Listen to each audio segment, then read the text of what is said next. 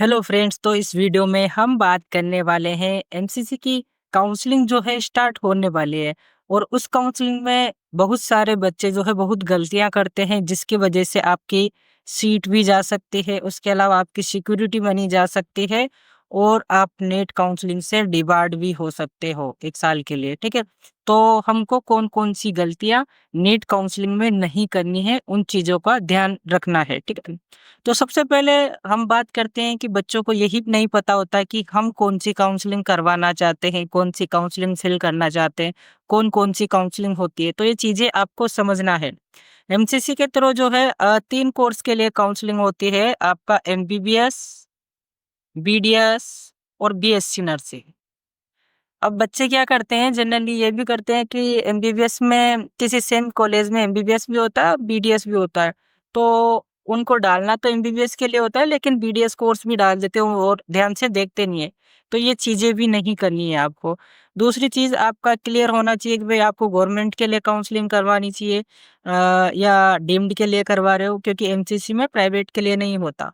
ठीक है, अगर आप जो है प्राइवेट के लिए करवाना चाहते हैं तो उसके लिए आपको उस स्टेट की स्टेट काउंसलिंग में पार्टिसिपेट करना पड़ता है। ठीक है, तो ये सारा कुछ काउंसलिंग का हो गया। आपको एमसीसी के बीच, स्टेट के बीच, डीम्ड के बीच, ठीक है, इनके बीच डिफरेंस पता होना चाहिए कि भाई हमको किस किस के लिए काउंसलिंग करवाना है। उसके अलावा आयुष काउंसलिंग होती है या वेटरनरी काउंसलिंग होती है।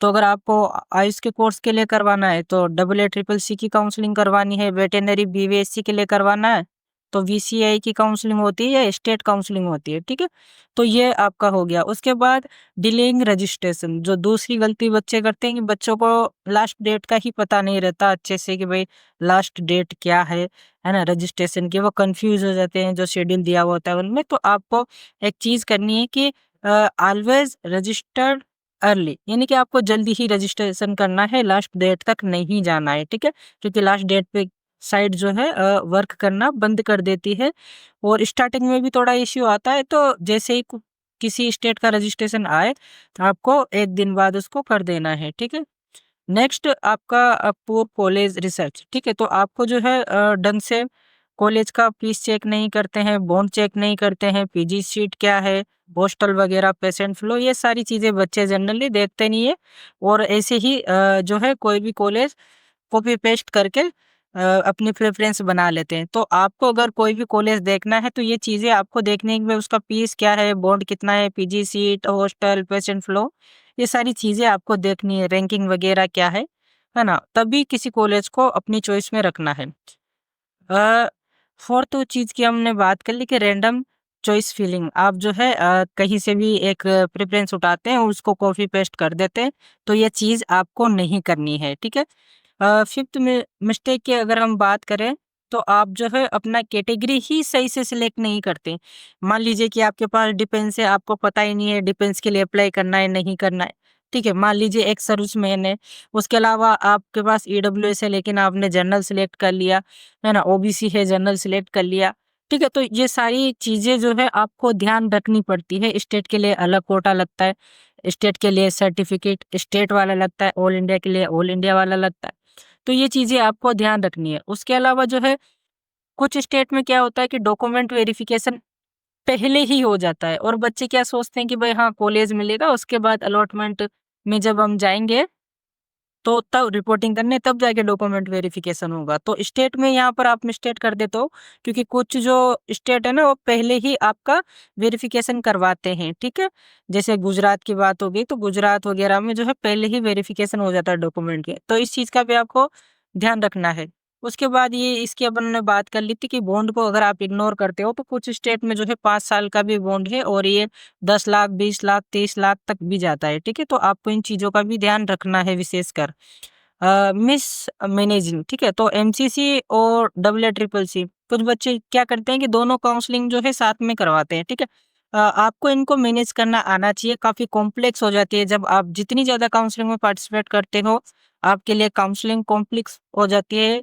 और अगर आप बॉर्डर स्टेट मतलब बॉर्डर वाले बच्चे हो, आपका रैंक 25,000 से 30,000 के बीच में, तो ये कंडीशन आपके लिए आएगी। तो इसके लिए एक्सपर्ट गाइडेंस की ज़रूरत पड़ती है। तो अगर आपको एक्सपर्ट गाइडेंस चाहिए तो आप हमें कॉन्टैक्ट कर सकते हैं 80002583 2339 पर, 258339 पर स्क्रीन पर भी आपको नंबर दिख जाएगा, ठीक है।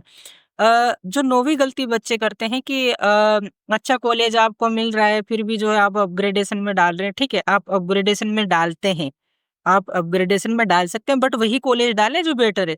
अगर आपने अपग्रेडेशन में कोई लोअर कॉलेज डाल दिया और आपको अलॉट हो गया, तो जो पहले वाली सीट है ना, वो आपकी कैंसिल हो जाती है, ठीक है। तो ये चीज़ आपको समझना है कि अगर मैं अपग्रेडेशन करा रहा हूँ, तो मुझे बेस्ट ही कॉलेज डालना है, उसके अलावा कॉलेज नहीं डालने। जितने कम कॉलेज होंगे, बेस्ट होंगे, उतना अच्छा रहता है अपग्रेडेशन में। Avoid expert help. बच्चे क्या करते हैं कि कुछ खुद से रिसर्च करते नहीं, किसी की हेल्प लेते नहीं, कहीं से प्रेफ़रेंस मिली, कहीं से प्रेफ़रेंस उठाई, कहीं बड़े जो टीचर्स हैं काउंसलिंग प्रोवाइड करवा रहे हैं, तो वो एक प्रेफ़रेंस लिस्ट चिपका देते हैं बच्चों को, वही आपको फ़िल कर देनी है, ऐसा बोलते हैं, कट ऑफ वगैरह आपको दे देते हैं। तो वो चीज़ें नहीं करनी है, आपको अपने तरीके से सोचना है, अपने हिसाब से एक प्रेफ़रेंस बनानी है। आपके जो भी काउंसलर है, उनसे सपोर्ट ले सकते हैं, आपके जो भी एक्सपर्ट है, हमसे चाहे सपोर्ट ले सकते हैं, और जो है आपको एक अच्छी प्रेफ़रेंस बना के अपनी चॉइस में डालना है, तो आप जो है बहुत अच्छा कॉलेज कर सकते हैं, ले सकते हैं, ठीक है। तो ये काउंसलिंग की मिस्टेक आपको अवॉइड करनी है।